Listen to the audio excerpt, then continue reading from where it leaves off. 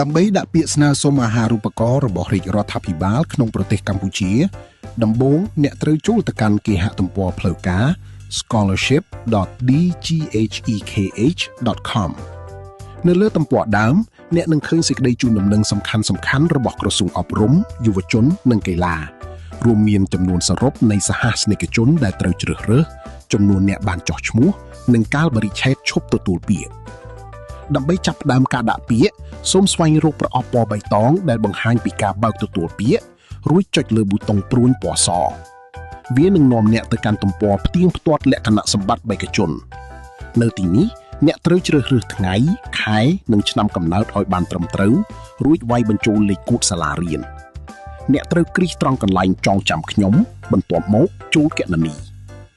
បន្ទាប់ពីចូលទៅដល់ខាងក្នុងអ្នកអាចពិនិត្យមើលព័ត៌មានលម្អិតអំពីអាហារូបករណ៍ដោយចុចលើប៊ូតុងព័ត៌មានផ្សេងៗផ្នែកនេះនឹងបង្ហាញតារាងទិន្នន័យយ៉ាងលម្អិតអំពីចំនួនអាហារូបករណ៍តាមមុខជំនាញនីមួយៗដោយមានបញ្ជាក់ច្បាស់លាស់ពីចំនួនអាហារូបករណ៍ 100% អាហារូបករណ៍តាមភាគរយអាហារូបករណ៍អាទិភាពនិងការបែងចែកចំនួនកៅអីរវាងសិស្សប្រុសនិងសិស្សស្រីចុងក្រោយសូមអូសចុះក្រោមទៅផ្នែកខាងក្រោមនៃគេហទំព័រដើម្បីជ្រើសរើសគ្រឹះស្ថានសិក្សាជាក់លាក់ណាមួយ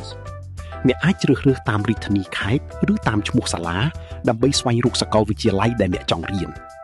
ប្រព័ន្ធនឹងបង្ហាញរូបឡូហ្គោផ្លូវការរបស់សាកលវិទ្យាល័យទាំងឡាយណាដែលត្រូវនឹងលក្ខខណ្ឌនៃការស្វែងរករបស់អ្នក